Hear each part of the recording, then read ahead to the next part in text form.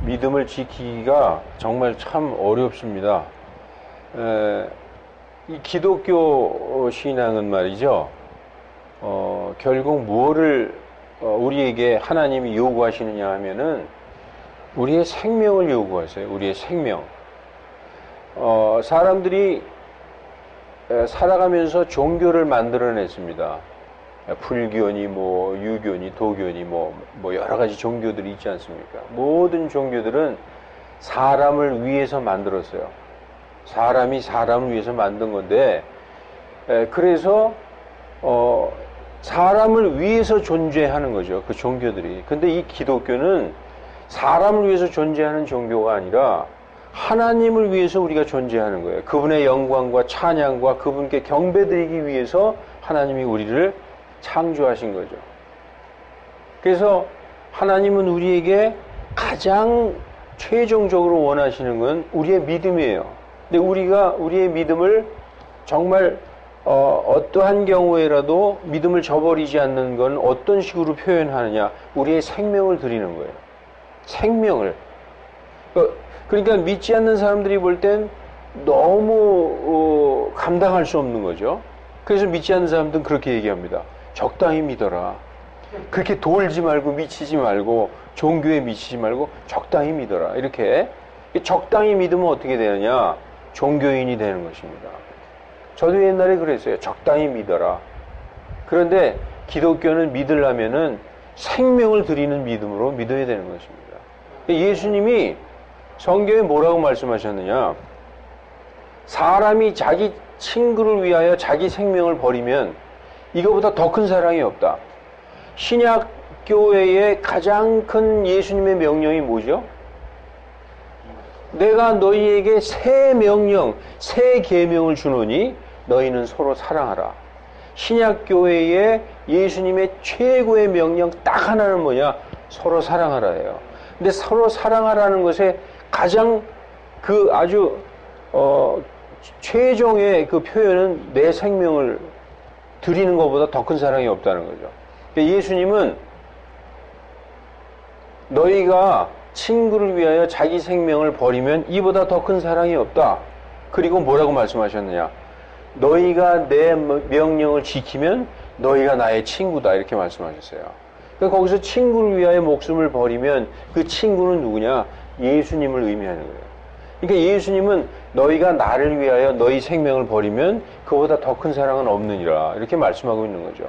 그래서 마태복음 16장 25절에 그 마태복음 16장 16절 정도에 보면은 예수님의 그 제자 베드로가 이런 말을 합니다.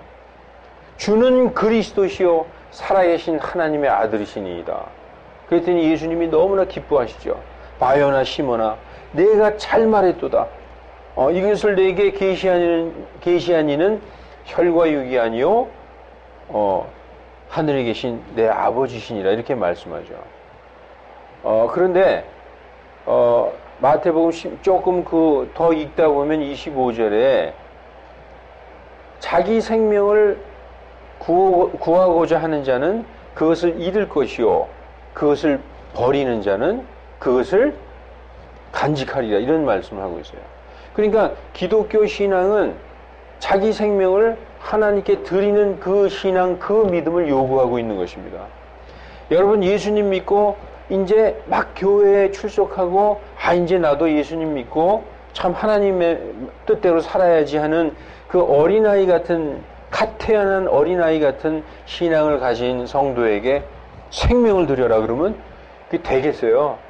그런데 이제 말씀으로 점점 양육시켜서 이 믿음이 청년의 믿음 그리고 장년의 믿음으로 이 충만한 예수님의 분량의 믿음으로 자라나면 예수님을 위하여 하나님을 위하여 내 생명을 드릴 수 있는 것입니다. 그래서 교회가 존재하는 목적이 그러한 성도들을 길러내기 위해서 하나님께서 교회를 세우신 거예요. 왜냐? 믿고 구원받았어요. 그러면 이제부터는 성경책 한 권만 있으면 되잖아요. 집에서 찬송 부르고 성경 읽으면서 하나님 잘 믿으면 되는 거죠. 그런데 왜 교회를 세우셨느냐? 이 교회를 통해서 성도들을 완전하게 하시고 장성한 분량으로 먹이고 양육시키기 위해서 이 교회를 세우셨습니다. 그런데 요즘에는 주님께 목숨을 드리는 신앙을 거부하기 위해서, 그 사람들이 두렵잖아요. 목숨을 드린다는 걸. 그래서 다른 어떠한 가르침들이 많이 나왔습니다. 예수님께서는 마태복음 16장 25절 뿐만 아니라 오늘 본문 누가복음 17장 33절에도 자기 생명을 찾고자 하는 자는 잃을 것이다. 그것을 잃고자 하는 자는 영원토록 보존하리라. 요한복음 12장 25절에도 그랬어요. 자기 생명을 찾고자 하는 자는 잃는다. 그러니까 그것을 잃고자 버리는 자는 영존하는 생명을 얻으리라. 이렇게 말씀하고 있습니다.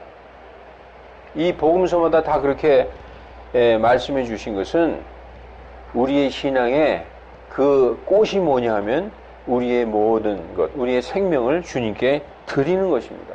마지막 날들에 예수님이 그랬어요. 내가 다시 올 때에 이 땅에서 믿음을 보겠느냐?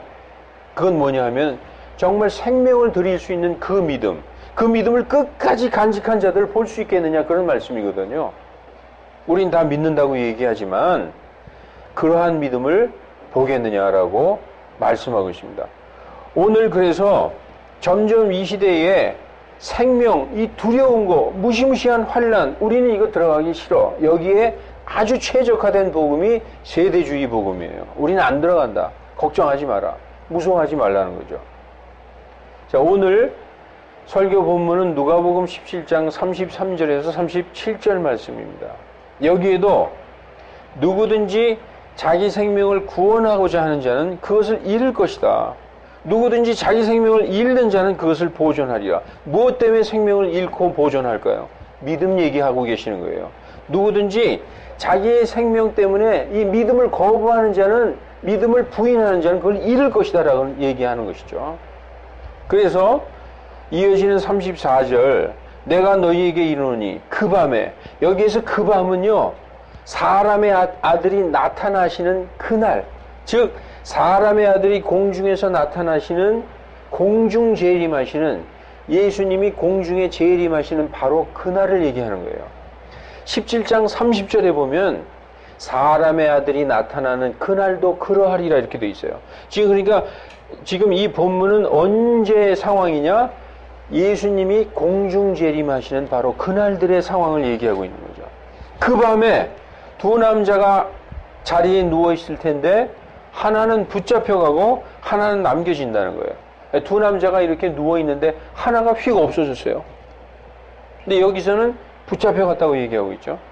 또 35절에 두 여자가 함께 맷돌을 갈고 있을 터인데 하나는 붙잡혀가고 하나는 남겨져 있다. 한 사람이 그냥 사라지는 거죠. 그리고 36절에 두 남자가 들에 있을 터인데 하나는 붙잡혀가고 다른 하나는 남겨지리라. 그래서 그들이, 제자들이 그분께 응답하여 이르되 주여 어디로이니까 하니 그분께서 그들에게 이르시되, 그러니까 여기에서 어디로이니까 라고 물어봤죠. 그러니까 이 어디로이니까가 어디로 붙잡혀 가는 겁니까? 그게 아니에요. 남겨지는 자가 어디에 남겨지니까 이걸 물어보는 거거든요. 자, 둘이 있는데 하나는 남겨지고 하나는 붙잡혀 갔어요. 그 남겨진 사람이 어디에 남겨지냐, 그걸 물어보는 거거든요. 그랬더니 예수님께서 그들에게, 제자들에게 말씀해 주시는데 시체가 있는 곳, 거기에 독수리들이 몰려들리라 이렇게 말씀하시고 있는 것입니다. 자, 오늘 설교 제목도 세대주의 환란전 휴거는 거짓말이다. 제가 두 번째 하고 있는데, 오늘 본문 말씀뿐만 아니라 여기 마태복음에도 이렇게 돼 있어요. 마태복음 24장 29절에서 31절은 그날들의 환란 뒤에 해가 어두워지고 해달별이 어두워지고 하늘의 권능들이 흔들린다. 그때에 사람의 아들의 표적, 예수님의 표적이 하늘에 나타난다. 이게 공중재림이죠. 그리고 31절에 그가 큰 나팔 소리와 함께 천사들을 보내리니 그 천사들이 그의 택하신 자들을 하늘 이 끝에서 저 끝까지 사방에서 모은다. 이런 말씀이 나오죠. 그리고 그 중간에 노아의 홍수를 비유했어요. 노아의 홍수 때도 그와 같다. 사람들이 노아의 홍수 때도 역시 뭐 시집가고 장가가고 장사하고 그랬다. 그때에 두 사람이 들에 있을 터인데 하나는 붙잡혀가고, 이때가 언제냐? 예수님이 공중 재림하셨을 때. 다른 하나는 남겨진다.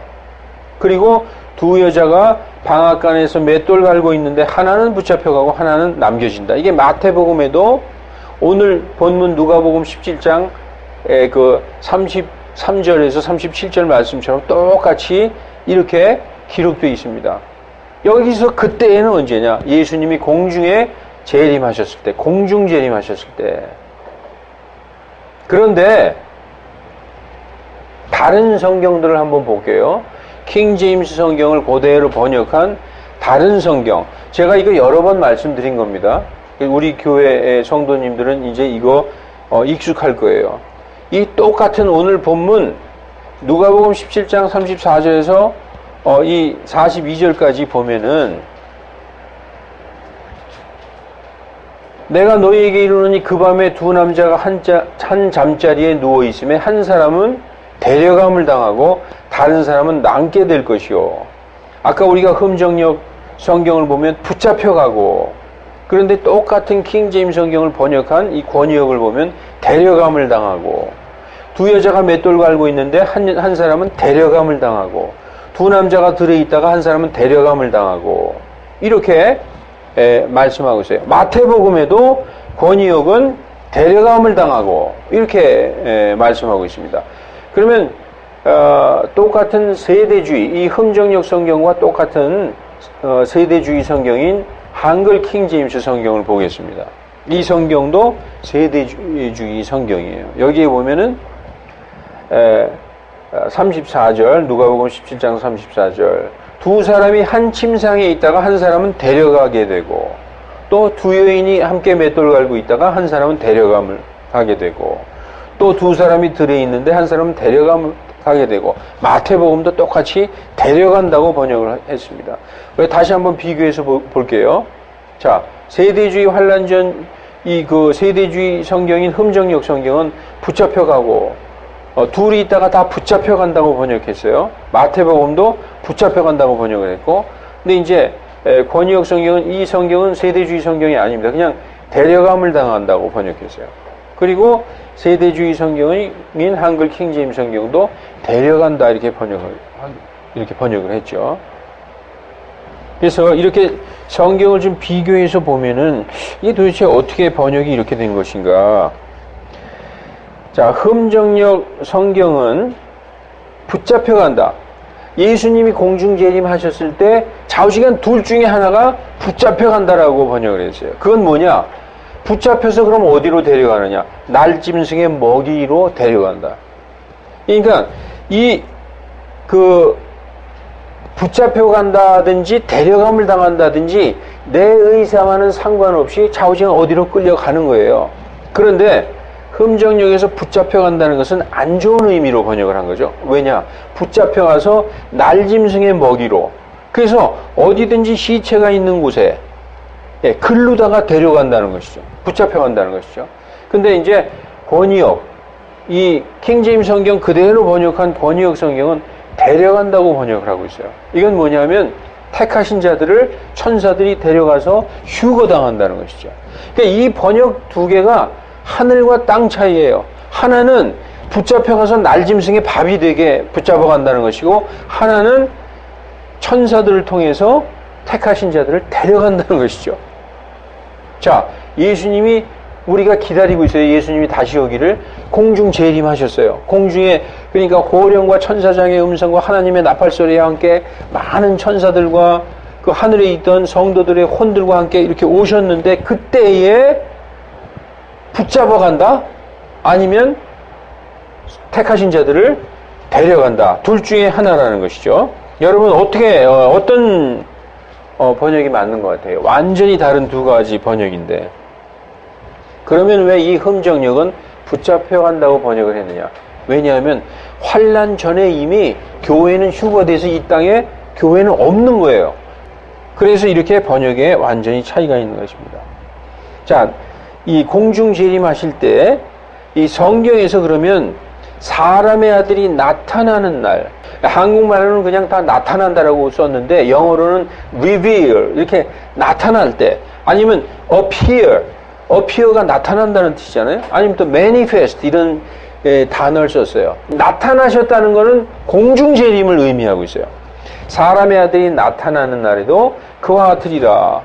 누가복음 17장 30절에도 그렇게 표현하고 있고, 디도서 2장 13절, 우리의 구원자 예수 그리스도의 영광스러운 나타나심, 이게 뭐냐 하면 지상 재림이 아니라 공중에 처음에 나타나신 걸 의미하는 거예요. 근데 이제 그 세대주의자들은 이 영광스러운 나타나심을 공중 재림이 아닌 지상 재림으로 해석을 하고 있죠. 그리고 디모데후서 4장 8절에도 예수님의 나타나심을 공중 재림으로 표현하고 있어요. 그 사도 바울이 이후로는 나를 위하여 의의 관이 마련되어 있으므로 그 의로우신 심판자께서 나타나시는 그날에 그것을 내게 주실 것이다. 여기서도 그분의 나타나심을 사랑하는 모든 자들, His appearing이라고 되어 있죠. 이게 공중 재림을 의미하고 있는 것입니다. 제가 이것을 왜 설명하고 있느냐? 이걸 전부 세대주의에서는 지상재림으로 지금 해석을 하고 있어요. 그런데 나타나신다는 것은 예수님이 처음에 공중으로부터 나타나신 걸 지금 성경은 계속 말씀하고 있습니다. 그래서 하늘로부터 나타나시는 날이 바로 공중 재림의 날이요, 그날이 바로 그리스도의 날이요, 그날은 바로 심판의 날이다라고 성경은 말씀하고 있는 것입니다.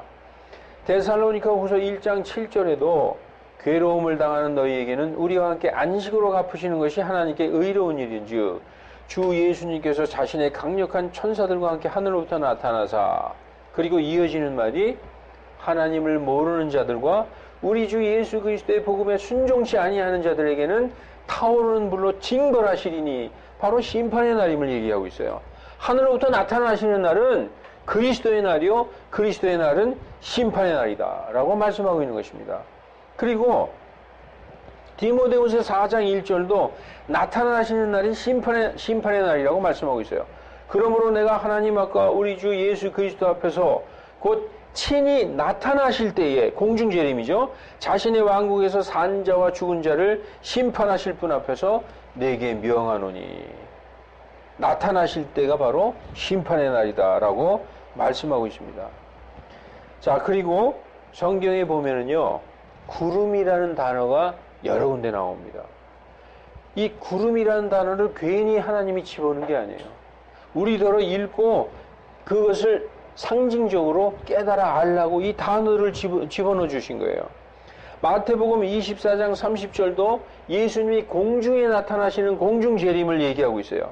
그때에 사람의 아들의 표적이 하늘에 나타나고, 그때에 땅의 모든 지파가 애곡하며 사람의 아들이 권능과 큰 영광을 가지고 하늘의 구름들 가운데서 오는 것을 보리라. 이것은 하늘에서 오시는 공중 재림하시는 구름들 가운데서 오시는 예수님을 우리에게 보여주고 있는 것입니다. 그리고 이 구름들 가운데서 오신다는 말씀이 또 성경에 많이 있어요. 데살로니가전서 4장 17절, 그 뒤에 살아서 남아있는 우리가 그들과 함께 구름들 속으로 채워 올라가. 예수님이 지금 공중에서 구름들 가운데서 오시고 공중에 머물러 계시는 상황을 지금 나타내고 있는 거죠. 그래서 우리가 예수님이 오시면은 예수님이 자신의 천사들을 보내서 우리들을 하늘 이 끝에서 저 끝까지 모아서 데리고 올라갈 때 어디로 올라가느냐? 구름들 속으로 채워 올라간다는 거예요. 그래서 공중에서 주를 만나게 되리라 라고 성경은 말씀하고 있습니다. 자, 계시록 1장 7절도 보라, 그분께서 오시느니라 해도 되는데 왜 구름들과 함께 오시느니라, 이거 공중에서 오시는 거를 성경에서는 계속 보여주고 있어요. 이 구름들을 왜 성경이, 어떤 사람은 그럽니다. 예수님이 무슨 구름들 타고 손오공인가? 이렇게 신천지가 그래요. 신천지하고 얘기할 때 신천지 어떤 사람이 예수님이 손오공이네요. 구름 타고 오시게요. 왜냐? 그들은 예수님이 구름 타고 하늘에서 온다는 것을 비웃고 있거든요. 성경은 구름들과 함께 오신다라고 말씀하고 있어요. 왜 구름들과 함께라는 표현을 썼을까? 공중재림을 얘기하고 있는 거죠. 그래서 모든 눈이 그분을 보겠고 온 세상에 있는 모든 민족의 눈이 본다는 것이죠. 그분을 찌른 자들도 본다. 유대인들도 본다. 이스라엘 사람들도. 그래서 땅의 모든 족속들이 그분으로 인하여 통곡하리니 참으로 그러하리로다. 이렇게 말씀하고 있습니다. 구름이 괜히 들어가 있는 게 아닙니다. 공중재림을 상징적으로 표현하고 계신 거죠. 그리고 비슷한 문맥이 있는데 이것이 똑같은 문맥인가? 계시록 14장 14절에도 이런 말씀이 있어요. 여기도 또 구름이 나오죠. 이게 이제 공중재림하셔서 교회를 심판하실 때에 예수님이 구름 위에 앉아있는 그 장면을 성경은 말씀하고 있어요. 또 내가 바라보니 보라 흰 구름이 있고 그 구름 위에 사람의 아들 같은 분께서 앉으셨는데 심판자로 오신 공중재림하신 예수님의 모습이죠. 그 머리 위에는 금관이 있고 그분의 손에는 예리한 낫이 있더라. 그래서 낫으로 수확하는 장면이 계시록 14장에 나오는 것입니다. 여러분 성경에 보면은 비슷해요. 아주 이게 비슷한 문장인데 하나는 공중재림이고 하나는 지상재림이에요. 이것을 세대주의에서는 다 지상재림으로 번역을 하고 있어요. 그런데 자세히 보면은 하나는 공중에 오신 하나님이고 예수님이고 하나는 땅으로 내려오신 예수님임을 우리가 볼 수 있습니다. 자 보십시다. 계시록 1장 7절에 보라 그분께서 구름들과 함께 오시느니라. 공중재림을 얘기하고 있죠. 모든 눈이 그분을 보겠고 온 세상 모든 민족이 땅에서 보는 거예요. 그분을 찌른 자들도 본다. 그래서 땅의 모든 족속이 그분으로 인하여 통곡한다. 공중재림하신 예수님이죠. 그런데 스가랴서 12장 10절에 보면은 여기에 보면은 똑같은 단어가 나와요. 자기들이 찌른 여기 계시록 1장 7절에 그분을 찌른 자들도 볼 것이요. 스가랴서 12장 10절에 그들이 나하고 자기들이 찌른 나를 바라본다. 그러니까 똑같이 지상재림이다 이렇게 생각할지 모르지만 스가랴서 12장 10절을 한번 살펴보십시다. 내가 다윗의 집과 예루살렘 거주민들 위에 은혜의 영과 간구하는 영을 부어주리니 대상이 벌써 다윗의 집과 예루살렘 거주민이에요. 지금 이스라엘의 그 감람산 위에 올리브산 위에 강림하시는 지상재림하시는 그 예수님을 보여주고 있는 것이죠. 그들이 나하고 자기들이 찌른 나를 바라본다. 이스라엘 백성 유다인들이 나를 본다는 것이죠. 그래서 대상이 여기에서는 이스라엘 백성으로 지상재림하시는 예수님을 볼 수가 있는 거예요. 그래서 이렇게 똑같은 단어가 비슷한 단어가 나온다고 해서 이걸 다 지상재림으로 해석해서는 안 된다는 것이죠. 예. 그리고 지금 세대주의에서는 7년 대환란은 거의 지옥이다. 하나님께서 자신의 백성들을 왜 지옥에 집어넣으시느냐? 그렇지 않다. 뭐 이렇게 얘기하고 있습니다. 그런데 성경에 7년 대환란이 준 지옥이다. 지옥과 같다라고 말한 것은 한 군데도 없어요. 사람이 자기들이 만들어낸 얘기입니다. 물론 그 정도로 정말 무섭고 극심한 환란이다. 그런 표현을 한 거죠. 그렇지만 어떤 경우에도 하나님의 성도들을 겁에 질리게 하고 극도의 공포심과 두려움을 갖게 만드는 것은 잘못된 가르침이다. 그런 얘기죠. 우리가 정말 두려워해야 될 게 뭔가, 그리고 두려워하지 말고 싸워야 될 대상이 뭔가 성경은 분명히 가르쳐주고 있습니다. 성경에서는 두려워할 대상이 딱 하나 있어요. 누구를 두려워해야 되죠? 우리가 누구를 두려워해야 됩니까? 하나님을 두려워해야 되는 거예요. 우리 이 땅에 살면서 두려워해야 될 존재 대상은 오직 하나님 한 분밖에 없어요. 주를 두려워하는 것이 지식의 시작이다. 오직 우리는 하나님을 두려워하는 가운데 사는 거예요. 그리고 계시록 2장 10절에 내가 장차당할 그 어떤 것들 중에도 하나도 두려워하지 말라라고 써 있어요. 왜냐? 어떤 환난이나 어떤 시험에 닥쳐도, 왜냐? 계시록은 아시아의 7 교회에게 주신 서신이에요. 그것은 전 세계의 모든 교회에게 주신 말씀입니다. 교회에게 뭐라고 얘기하고 있느냐? 어떤 것도 두려워하지 말라. 대환란이든 무엇이든 준 지옥이든 그 어떤 것이든 두려워하지 말라. 여기도 나오죠. 마귀가 너희들 중에서 몇 사람을 감옥에 던져 넣어 너희를 시험하리니 너희가 열흘 동안 환난을 당하리라. 너희는 죽기까지 신실하라. 그리하면 내가 생명의 관을 내게 주리라. 교회에게 주신 말씀입니다. 마귀가 주는 어떤 것도 두려워하지 말라라고 성경은 말씀하고 있어요. 그래서 성경은 뭐라고 말씀하시느냐? 몸은 죽여도 혼은 능히 죽이지 못하는 자를 두려워하지 말고, 몸은 죽여도 혼은 죽이지 못하는 자가 누구일까요?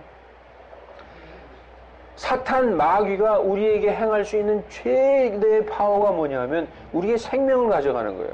그런데 우리의 혼, 우리의 속사람, 우리의 구원받은 우리의 혼을 좌지우지할 수 있을까요? 없어요. 마귀는 우리에게 환난과 시험을 줘서 우리를 죽일 수는 있어요.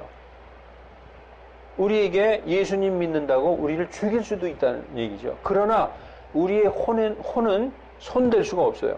그런데 우리의 혼과 몸을 능히 심판하실 수 있는 분이 누구시냐? 오직 한 분이라는 거예요. 하나님 한 분밖에 없다는 거예요. 그래서 마태복음 10장 28절에는 몸은 죽여도 혼은 죽이지 못하는 자를 두려워하지 말고 오직 혼과 몸을 능히 지옥에서 멸하시는 분을 두려워하라. 우리가 두려워할 분은 오직 하나님 한 분밖에 없어요. 마귀는 뭐냐? 우리가 대적해서 싸워야 될 대상입니다. 도망쳐야 될 대상이 아니라는 거죠. 그래서 성경은 뭐라고 써 있느냐? 두려워하는 자는 구원받지 못한다고 써 있어요. 특히 이 대환란에 대해서 계시록 21장 8절에 뭐라고 써 있느냐? 두려워하는 자들과 믿지 않는 자들과 가증한 자들, 살인자들, 음행을 일삼는 자들, 마법사들, 우상숭배자들과 모든 거짓말쟁이들은 불과 유황으로 타는 호수에서 자기 몫을 받으리니 이것은 둘째 사망이니라. 불과 호수에서 이 지글지글 타는 그 불호수에서 영원히 형벌을 받을 이 사람들, 이 둘째 사망에 처해질 사람들 중에서 첫 번째가 뭔지 아세요? 두려워하는 자들. 왜? 누굴 두려워하는 자들? 하나님을 두려워하는 자들이 아니죠. 마귀를 두려워해서 자기 생명을 보존하려고 믿음을 부인하는 자들. 두려워하는 자들은 불과 유황이 타는 못에 참여하게 된다는 거예요. 성경은 그래서 예수님이 자기 생명을 구원하고자 하는 자는 그것을 잃을 것이다 라고 말씀하고 있는 것입니다.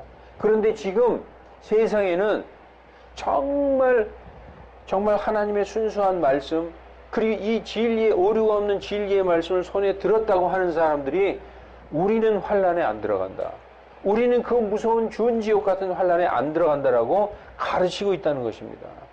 차라리 성도들에게 어떠한 환난이든지 어떠한 시험이든지 우리는 싸워서 능히 이길 수 있다, 이걸 가르쳐야 된다는 것이죠. 그렇게 가르치게 되면은 기름을 아무도 준비하지 못하게 되는 거예요. 예수님 오셨을 때 그들은 기름 준비하지 못한 처녀들이 되고 많은 것입니다. 이제 말씀을 정리하고 마치겠습니다. 여러분, 진리는 듣기 싫은 거예요. 진리는 듣기 싫어요. 다 큰 환난에 들어가서 죽는다 그러고 생명을 버리는 자는 그것을 찾는다 그러죠. 그런데 그게 진리예요. 진리는 우리는 그 무서운 지옥에 안 들어간다, 그게 진리가 아니라는 것입니다. 누구든지 창세 이래로 없었던 환난에 들어간다는 말은 듣기 싫은 거예요. 예, 창세 이래로 없었고 그 후에도 없으리라 하는 그 지옥과 같은 환난에 들어간다? 듣기 싫죠. 우리는 그러한 환난에 안 들어가고 우리는 고전에 올라간다. 이 얼마나 듣기 좋은 말입니까? 이 지옥을 피해서 올라간다는데, 그런데 그것은 진리가 아니요 거짓 가르침이라는 거죠. 여러분, 이러한 가르침에 대해서 그냥 그럴 수도 있지 뭐 하고 입을 닫고 있을 수도 있어요. 그러나 킹 제임스 성경을 손에 잡았다고 하는 정말 진리에 갈급해서 이 온전한 성경으로 돌아온 자들이 결국 성경이 아닌 세대주의로 돌아왔다고 한다면 그들은 가장 비참한 대로 돌아온 것입니다. 이 마지막 때에 성도들에게 넓은 길로 인도하는 거짓 가르침이 인기를 얻고 있지만 성경은 좁은 길로 가라, 좁은 문으로 들어가기를 힘쓰라라고 말씀하고 있습니다. 성경 전체는요, 마귀와 싸우라, 싸우라라고 얘기하고 있어요. 피하라라고 얘기하고 있지 않습니다. 그리하면 너희는 마귀를 대적하라, 싸우라, 그리하면 그가 너희에게서 도망치리라, 이렇게 말씀하고 있어요. 무섭고 두려우니까 내가 면하게 해주겠다, 그런 말씀 없습니다. 단 한 번도 없습니다. 여러분, 잘 분별하셔서 거짓된 길을 따라가지 않도록 항상 말씀을 연구하고 기도하는 우리 모두가 되기를 주 예수 그리스도의 이름으로 축원합니다. 아멘. 기도하시겠습니다.